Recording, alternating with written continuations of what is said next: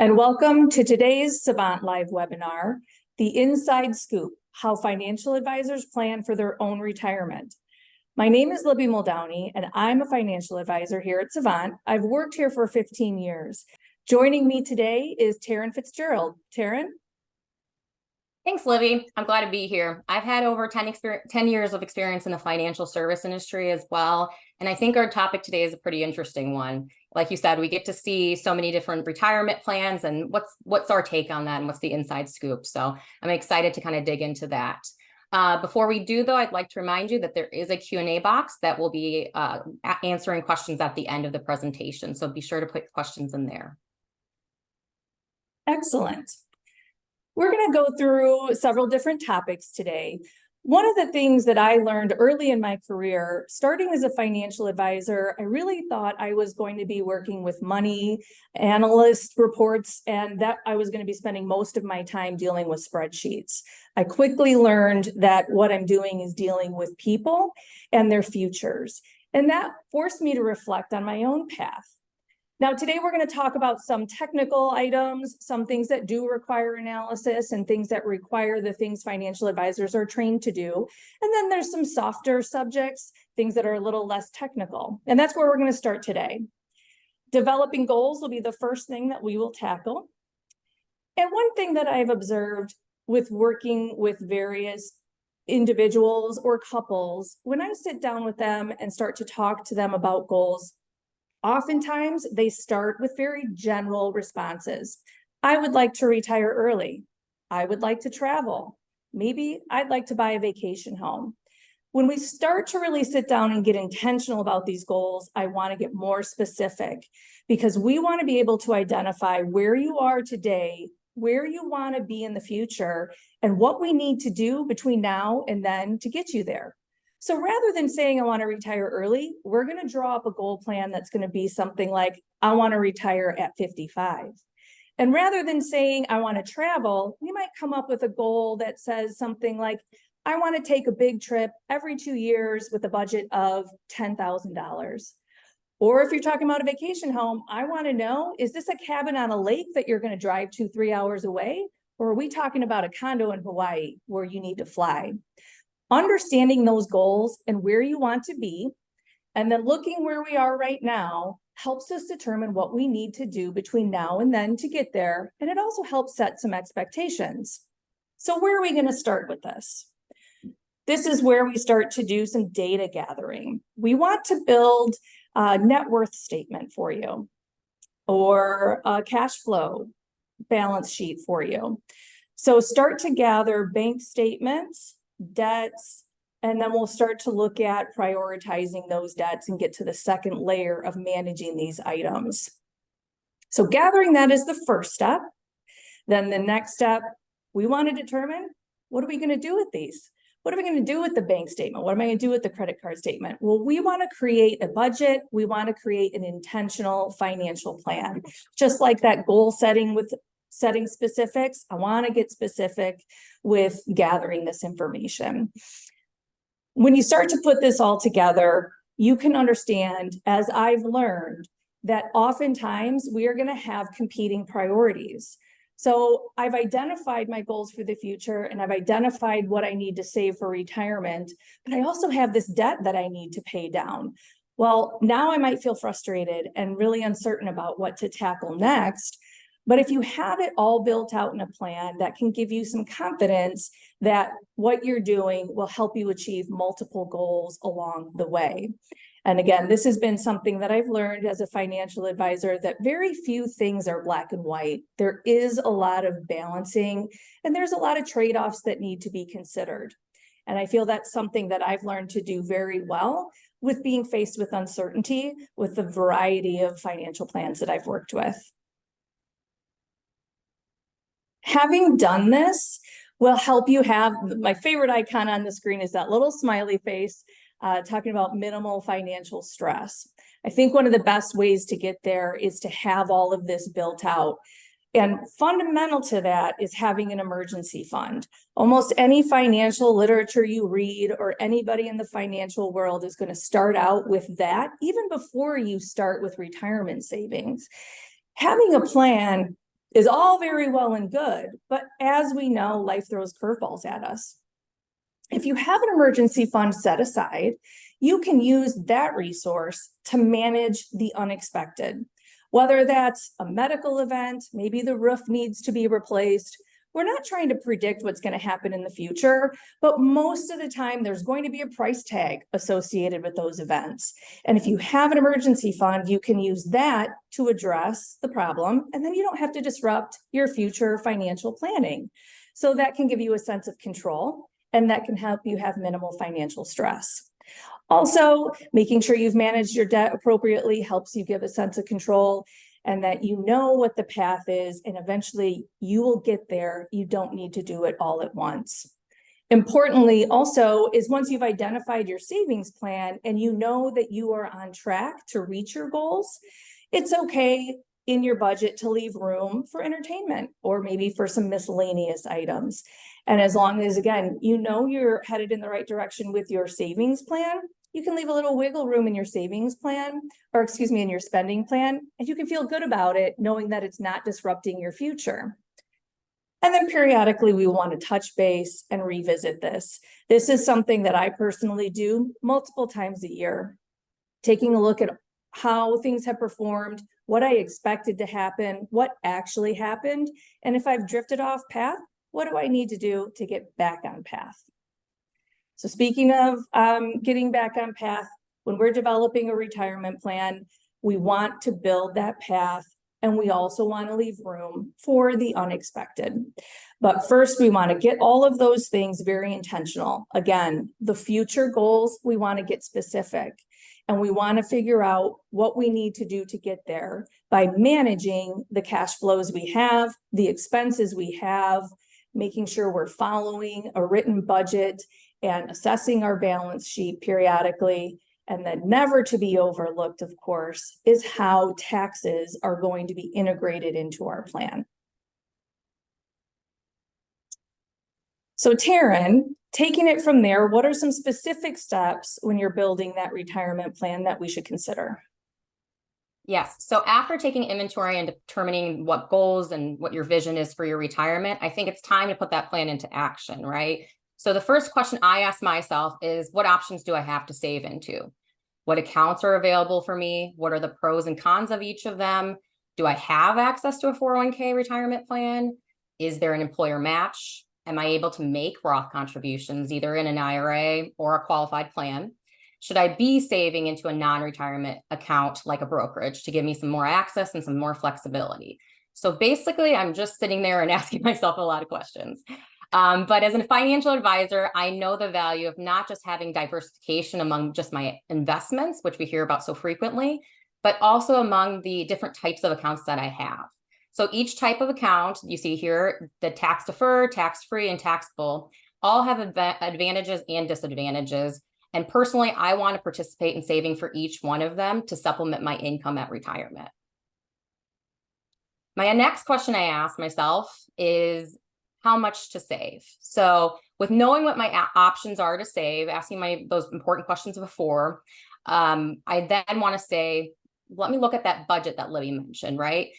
Having a budget may be tedious. It's not something that we necessarily love to do on a Friday night, but it is necessary. When we know how much we're able to save, what our extra cash flow or where we can cut, that's going to be able to give us an idea of how much to save, right? We'd all like to save as much as possible, but the fact is we have to live our life, and that includes expenses, not just the necessary ones like food and shelter, but also the ones Libby mentioned too: traveling, gifting, spending time with family, food.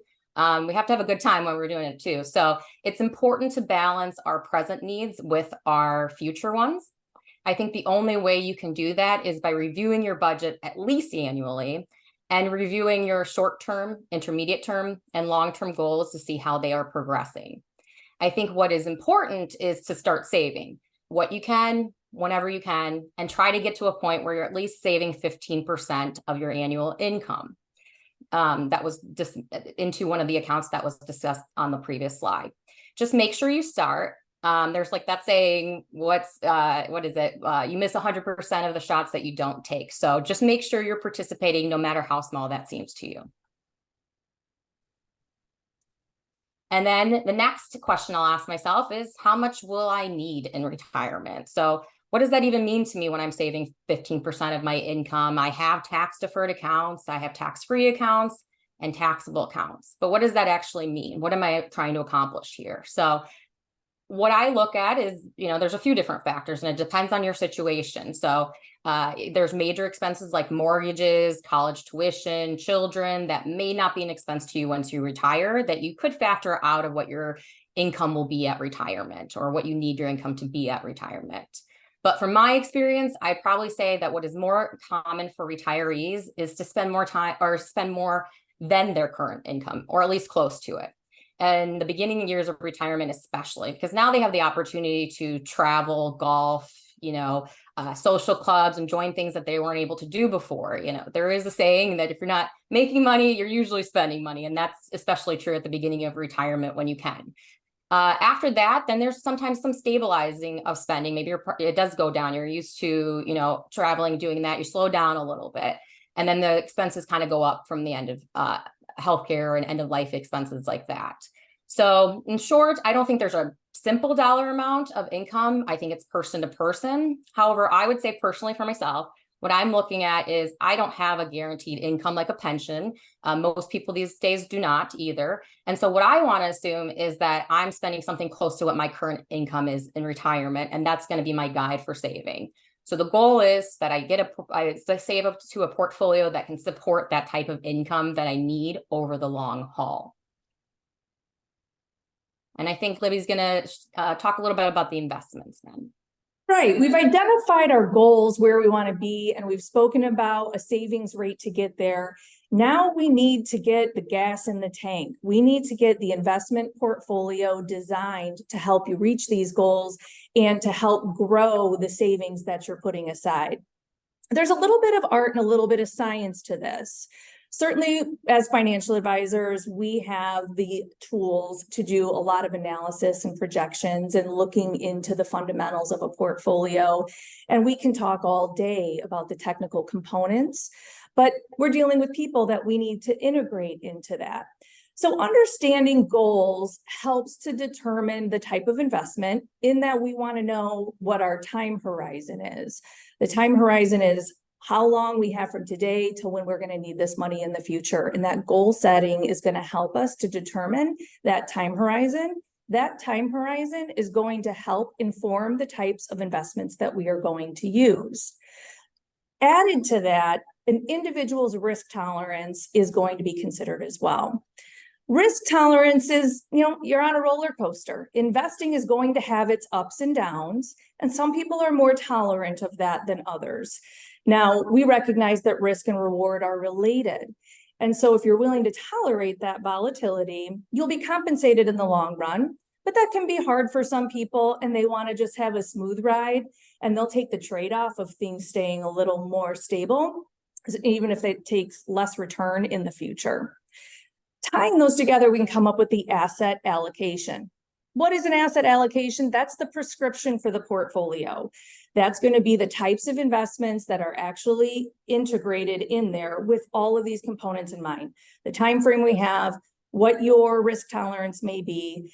So backing into that formula, where am I? Where do I want to be? What do I have right now? Here's what I'm saving. And when I'm investing it, now I can come back with a return. And that can be plugged into that formula to help project the growth of those investments. So you do your part by doing savings. Financial advisors do our part by managing the portfolio and helping it to grow over time. Last but not least, those tax implications, which deserve their very own section of the presentation today. And I won't spoil the surprises for Teryn, but I recognize that taxes aren't just a talking point when I'm developing a financial plan. There's serious impacts and serious dollars that need to be factored into that. So that is absolutely not something that I would overlook when I'm building all of this together. I mentioned that risk and return are related. Here's an illustration of a spectrum of different types of portfolios that illustrates that. It's called the efficient frontier, and efficiency in this context means that for whatever level of risk you're willing to take, there is a corresponding level of demand that you can either expect or demand. So moving across from left to right, from less risk to more risk on the bottom, and then going from bottom to top with less return and more return, we can plot these different investment models. If you just take one tick to the right and take on a little bit of risk, you will plot that then on the vertical axis of what your return will be. And if you continue to plot those for every tick you move across the risk spectrum, and you will see you climb up the return expectation. If I were to divide this into three sections, the three portfolios on the left, diversified 20, 30, and 40, those are very preservation-based models. They have lower risk profiles, but then again, they have a little bit lower expected return. And based on your time frame and your personality and your tolerance for that roller coaster, those may be a good fit. On the far right side, we have a diversified 100, diversified 90, diversified 80, and these are very growth oriented. They have a higher expected return, but you can see the cost of that is you're going to be on that roller coaster. This makes sense if you have a long time frame, because we know markets are going to have cycles. We know they're going to go up and down. And by having a long time frame, you can allow for those cycles to repeat. And then you can take on gathering extra return in the long run. And then the rest in the middle are going to be balanced. They're going to have a little bit of both of those, where you're going to have preservation and growth. We recognize now that retirement timeframes are lasting decades. So we need to have money for the immediate needs, and that's where you're going to want to have some preservation. But then you need to have money for the future because you expect to live a long time, and so you still need growth. So a balanced portfolio is often a good fit for retirees. And then there's a spectrum, again, of what your personal preference is and what you're able to tolerate. I can tell you that a lot of financial advisors, because we look at these market cycles, have a high level of confidence in the recovery, and a growth-oriented tilt is not uncommon for us. But that doesn't mean it's right for everyone. And as promised, taxes. Teryn? Yeah, dun, dun, dun. No, not really. But we did want to spend a little bit of time on taxes because that's a huge, it's going to be a huge effect on your retirement, right? So if you properly plan, you're going to be able to save taxes and hopefully have an efficient plan. And that's going to only add to your wealth and your buckets of money, right? So we touched on different accounts. I mentioned it earlier. There's tax deferred accounts, tax-free, taxable. We talked about that a few times, but I want to spend a little bit of time on the trade-offs of each one. So when you're making the decision for saving retirement, you have that background.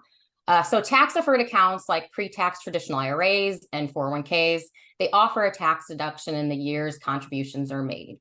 This can be done through wages, and that's going to reduce your taxable wages on your W-2.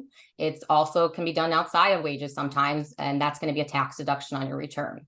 The trade-off is when I use the account in the future, though, I will be taxed on the withdrawal at my marginal tax rate in the year that I withdrew it. So all the growth that ends up happening in the account will eventually be taxed as well. So you get the contribution as a deduction, but all the growth will be taxed eventually along with that contribution in the future. And so we're just waiting. We're delaying the taxation is basically what happens, which is why we say tax deferred. For a tax-free account, though, it's kind of the opposite. You do not get a tax deduction within the Roth IRA or the Roth 401k. However, the advantage is that this account hopefully grows over time. And typically, there's no tax paid when a withdrawal is made. So the opposite, all that growth that ends up hopefully happening within the account, when you make that withdrawal, that's not going to be taxed. So exact opposite of what the traditional or tax deferred accounts do. It is important to note that both these tax deferred and tax-free accounts are usually retirement accounts. So you're going to lose some flexibility because there's requirements like age, right? That must be met. The point of these accounts is the IRS is giving us incentives to save for our retirement, but that means that there has to be some guidelines in that, right? So usually the one you hear most frequently is 59 and a half. I have to wait to touch that money. So finally, we'll talk about the taxable accounts. A common type of taxable account is a brokerage account. These accounts do not offer the tax benefits. This is done with after-tax savings. So whatever your cash flow is, per month, instead of putting it into maybe a savings account, maybe put it in a brokerage account instead. And unlike the other accounts, the tax-free and tax deferred, you're not getting a tax benefit on your contributions to it, but it does give you more flexibility in when you can take those withdrawals because there's not that age requirement, right? So it's going to let you, as life, occurs, maybe you need funds from an account for a new house or, a repair on your home. This is an account that's going to be able to be tapped into earlier. And it's also very helpful to have in retirement. We see that very often. So when all three types of these accounts work together, we really can offer an efficient tax diversification and solution for the people we work with. Sometimes it does feel like tax planning is a secret language, which I do think is why it's important to work with a financial planner and a tax professional. However, let's talk about what I'm looking at, what I'm figuring out in my taxes now versus the future. First, efficiency. Am I incorporating these different types of accounts that I just explained? Am I managing my investments, as Libby mentioned, to take advantage of these different accounts as well? Next, I evaluate now versus later. What does my tax bracket look like today versus in the future? Not to say that we have a crystal ball, but if I'm starting my career, I would hope that my income would increase over time. So I might start by saving into Roth primarily, because the tax deduction for a tax deferred account might not mean that much to me at this point. My tax bracket hasn't grown quite yet. So it might be important for me to have that later on, but right now I want to focus on Roth. However, if I'm in peak of my career, maybe I switch to focusing on that tax deferral in a 401k or an IRA. I also want to think about the future too. So do I have income in the later years that I know about that might drive my income up or down? Is there a annuity payment that's in the future, or something that's taxable in the future, deferred comp, something like that might affect my brackets, and I want to plan ahead for that as well. The goal of tax planning is really just not having peaks and values of tax brackets, but rather smoothing your taxes over time. So we want kind of more of an average rate than, really high income, really low income. We want to smooth that out. Let's not also forget, I think this is a big thing that I see, is it doesn't have to be all or nothing. So we talk in kind of a little bit of black and white of Roth versus traditional IRA, but it can be a little bit of both. I mean, there are maximums of how much you can contribute to it each year when we're talking about retirement accounts. However, a little bit of both is okay as well. I mean, it doesn't have to be the full deduction goes into one or the other. So remember that as well, as sometimes it's balancing those different goals. I think this is important to remember. A well-balanced strategy is important. You're kind of, again, creating that diversification among these different accounts. Finally, the last thing I look at is the effectiveness of my plan. So this does require a little bit more expertise. So utilize professionals because they have those tools that Libby mentioned to be able to illustrate what you're doing today, how they affect your taxes and the savings over the long term. Sometimes when we talk about taxes, we're just thinking about today, how does this save me money? But we're not thinking about the 20, 40-year plan and how that affects you in the future. So working with a professional, let them do some analyses, review the effectiveness of your plan long-term. And I think that's a great way to mitigate taxes and all. So to recap, when I'm looking at financial planning or tax planning, it's efficiency that I'm looking at for the different types of accounts that I have. I'm evaluating my taxes now versus later, and I'm looking at the effectiveness of my plan over the long term.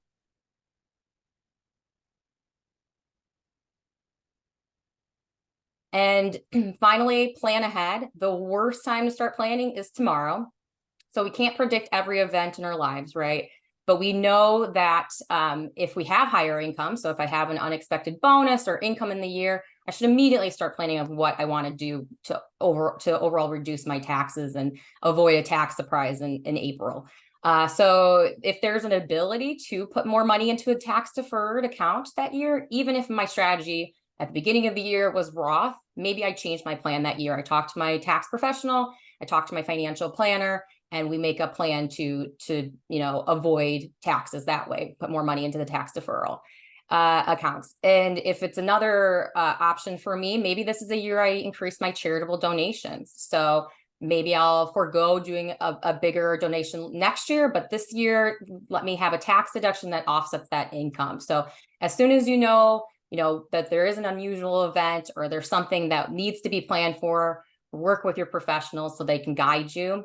And remember that giving as much information as possible is great when it comes to any type of planning, but especially tax planning. We often hear, do you really want this information? And the answer I always say is yes, yes, yes, yes. So just, give as much information as possible so we can help you make the best decision possible. Now, we've talked about some technical things, especially taxes in these last couple of slides. However, I'm going to shift gears just a little bit and talk about what I think is actually pretty challenging for most retirees. And that's based on the experience of being a financial professional. I get to work with a lot of different individuals and see them transition through the different phases of life. This map shows all the positive ones in the bluish green color, and then the gray ones are not the greatest ones either. But it's important that we have the right mindset during each stage of life. It can be hard, and I think what helps alleviate anxiety is really having a financial plan in place. We can't completely plan for everything, but having that plan gives us some ease of mind that we're able to say, well, we have this plan, what do we do next, right? So I think the other thing to keep in mind is financial advisors are not often looked at this, but we are coaches, right? So we're here to coach you through these experiences of life, guide you by what we see and what we hear from other individuals. And I think Libby said this earlier, it feels like we've lived different retirement plans over and over again. And we were able to see that and have that knowledge to really guide you what works and what doesn't work, right? So one thing I really hear often is, I knew the answer, but I just needed to talk through this with you. And I think that's exactly what you should be doing. Financial advisors are here to help you with that anxiety around these decisions. And I think that's really important. I mean, even financial professionals like Libby and myself, we brainstorm off of each other. We just happen to find each other in the break room instead of, picking up the phone or making an appointment with our financial advisor. So since we are focusing on retirement today, I will add that the transition from working and saving your entire adult life to spending the money you saved can be pretty difficult. There was one goal in mind, and that was to save, save, save. And now it's to spend or to withdraw from the portfolio you worked so hard to save into. So in making the decision to retire, to the first few years of retirement, you're probably going to spend a lot of time with your financial professionals, probably more than ever. And remember that you worked hard and you did the work, you put that financial plan together, and enjoy yourself and work with your financial professionals. So Libby, anything else to add on the slide here? I think one thing that I've observed is that what's important to you and what's a priority to you at certain phases of life is not going to be important in other phases of life. So, for example, in your 20s, up to that point, your life experience, maybe a big milestone was turning 16 and getting your first car. So if you come into money in your 20s, buying a new shiny car might be a really important thing to you. But now when you move forward in your 20s and you're gaining your independence and you're in an apartment and you realize maybe you don't want to be in that apartment forever, you might want to start saving for a house. And that's going to be more important to you. And then once you're in that house, you're going to want to consider maybe saving for your kids' college. And that's going to become more important to you. And now that shiny, fast car doesn't matter so much anymore. And then as you move forward and you start to get closer to retirement, all of a sudden that becomes so much more important. One thing we want to do is really push things back and to start looking forward and get people prepared ahead of time for the inevitable, which is moving forward in life, getting older, and starting those savings early is really going to be helpful. Now, again, we can't predict what life is going to throw at us. There's going to be unexpected events. And so long as we know that we have guardrails and a financial plan, that we know we need to stay within. If we deviate, we know what we need to do to get back on. Things don't have to be perfect, and we don't have to predict the future, and we don't know what's going to happen to still be able to prepare for the unexpected. So working with your financial advisor is a good place to start. But you can see we've spoken about some other areas of specialty here, CPAs, to deal with your taxes, as well as let's consider lawyers for maybe estate planning. Why is this important? It's because even though you can get a lot of information online, I feel as though there's a lot of Googling that can happen. But of course, we don't want to diagnose ourselves on WebMD. You don't necessarily want to take all of that advice from just Google, and you'll want to work with a professional who's able to take that information and apply it to your specific and unique situation. So that's a good way that they can help. I recognize as a financial advisor that there is a point when my area of expertise ends and someone else's starts. So a list of other professionals that you might want to include would be making sure you have a CPA, making sure you have an attorney, and for other events in your life, maybe selling or buying a home, making sure you have a realtor. There's going to be overlap to all of these things. And you're stuck in the middle having to navigate all of that.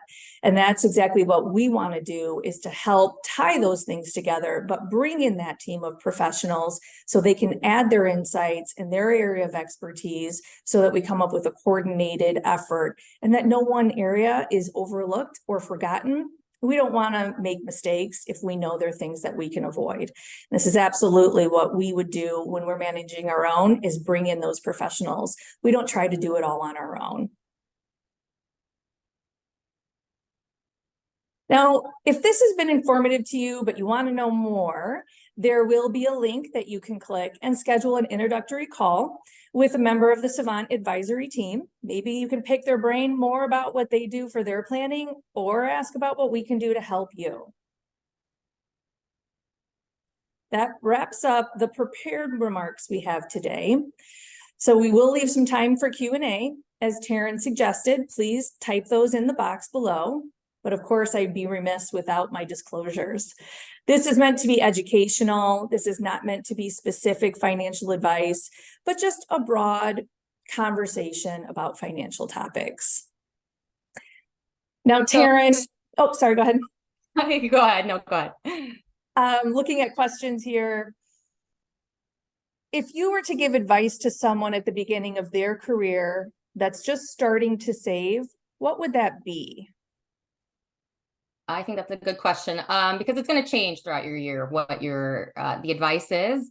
I'd say ask a lot of questions to understand your retirement plan. I so often see young people afraid to ask those questions, or just get overwhelmed by the fact that they're really learning this stuff for the first time, unfortunately. And so I think, you know, just ask a lot of questions. Ask your parents, ask a professional, just ask a lot of their HR department, ask a lot of questions about the retirement plan and what it means to you.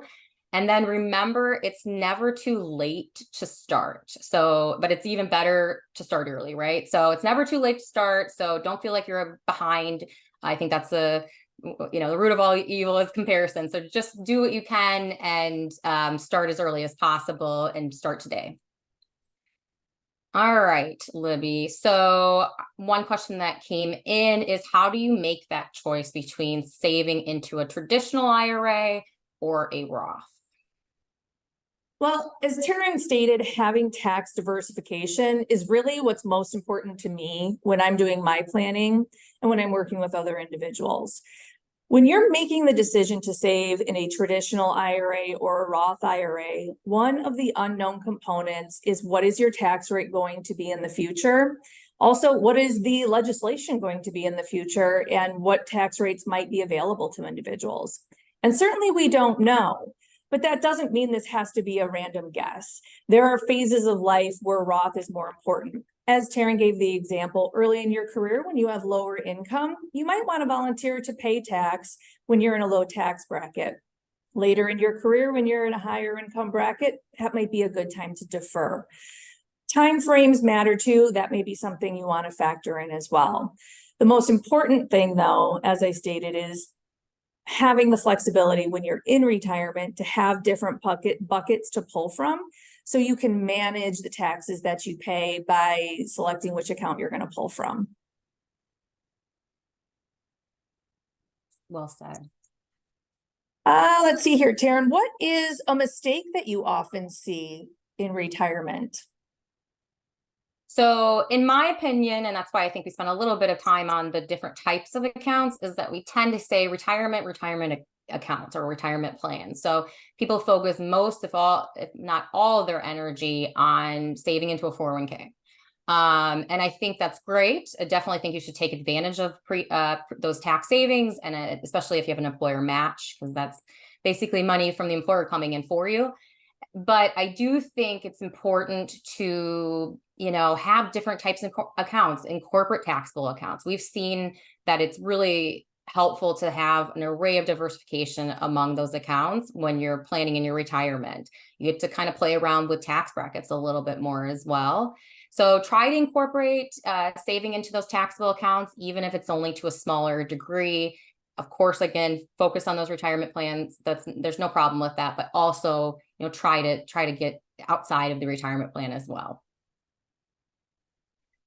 All right, so Libby, we have a question. How does the IRA monitor your RMD? So I think how does the RMD get calculated once you are starting required minimum distributions at 73?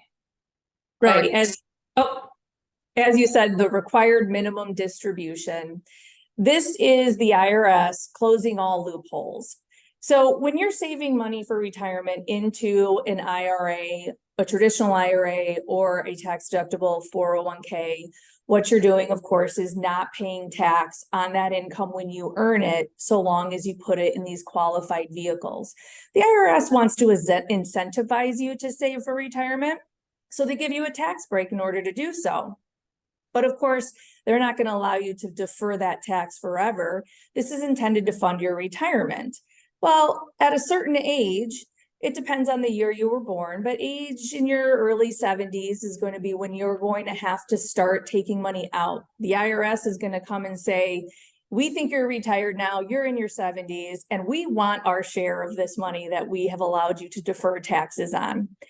There is a table, there's a formula that they look at that is a function of the balance of the IRA or the 401k or a combination of various IRAs, if you have them at multiple custodians or different accounts, as well as your life expectancy. And those go into a formula every year, and that calculates your required minimum distribution that you must pull out of these retirement accounts, and you must pay the tax on it. Again, when you're making contributions to a traditional IRA or tax-deductible 401k, you're not eliminating tax, you're kicking the can down the road. And at some point, the IRS is going to come forward with their handout, and the RMD is exactly how they force that issue. So, Libby, I think I'm going to take one more, and this might hit on a couple of questions that I'm seeing. So about Roth conversions. So we didn't touch on that. So kudos to those questions, as we didn't really talk about Roth conversions too much today. But I would say when we're talking about Roth conversions, the things that we look for, it's very dependent on each person's situation. I would say that's one that you really do want to work with your tax professional and your financial advisor to develop a plan, because that's one in particular. We're balancing what we think the rates are today, what we know about your tax bracket today versus what we're trying to kind of predict for the future. So it's very personalized, that answer on this. But I would say Roth conversions, typically we're looking for years that the income's down, that we think the income's going to go up. And a lot of the time is after retirement, before those required minimum distributions, there can be an opportunity to do Roth conversions at that time. That's probably the most frequent time that we are, really looking at and doing Roth conversions. Is they're retired, they don't have that income anymore. We know that the required minimum distributions are coming up, and that's calculated obviously on the balance once they are 73 or 75, even in the future. So we can maybe drive that balance down ahead of time in a lower tax bracket than in the future. And so that's what we're doing. We're balancing, but that's not everybody's situation. Sometimes people retire and they still have stock options. They still have deferred comp. They have Social Security. And so their income's really not going down. And so there's not an opportunity for that reason, I guess, alone to do Roth conversions. There's other reasons, but just to simply, take money from the IRA to the Roth to reduce required minimum distributions, that might not necessarily be the case, because they have income in their retirement years too. So it is a person-to-person decision, and work with your professionals. but that is the opportunity that we typically are looking at the most, I would say. All right, so that is it for today. Thank you so much for participating today in our webinar. If we didn't answer any of your questions live, put them in the survey box. We do look at those after the webinar, so they'll be sent to us. And yeah, thank you for attending today. You will have that survey at the end of the presentation as well. And if you are looking for more information about Savant, you can go to savantwealth.com, or you can schedule that 15-minute call with us, as Libby mentioned earlier. So thanks again. Thank you. Have a good day.